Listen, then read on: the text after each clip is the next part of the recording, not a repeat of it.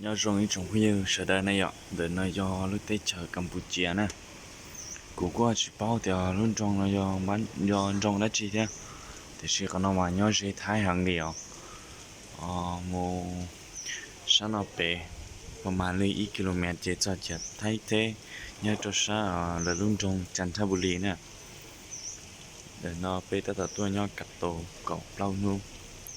lúc xưa nó đâu có ta tỏ là na su sủa thế con sẽ hàng này nhớ ý lăng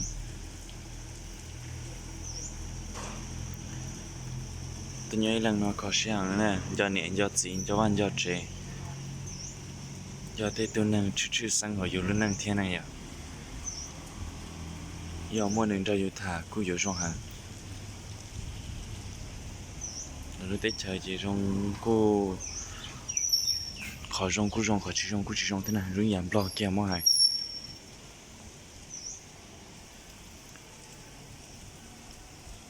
nó cũng nhớ bút sổ tưởng là chỉ cũng cho thay lại nó sẽ nữa khó sẽ để tiền là để cho nó trở lại na su sủa nếu mà tôi nhớ tôi ra chịu thản chơi ở trong hàng liều vì tôi nhớ ý lần nó sẽ tao sẽ chỉ muốn tiêu không cho chịu thản đi xã hội cho ý tôi đang kêu thì trên này tôi sẽ được dù thế này ạ chỉ cao hồ cho nữ đi của nó cho bên là sai là khá nó họ nó nè để cho gió mỏng nó sang tới bên nó để sang tới kia để sâu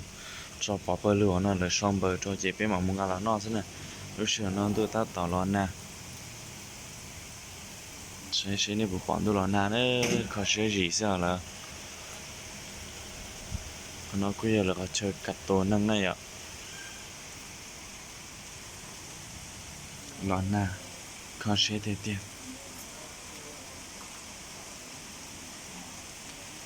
bây giờ rau mỏ chỉ là những cho tôi bỏ bơ lửa nó bỏ bơ lửa nó thế này chỉ nó thì sẵn là chỉ muốn khởi thế thì sử dụng chỉ khởi lý sao trong một khởi là lý thì nó bé có sinh trí năng gì ạ ở trên đó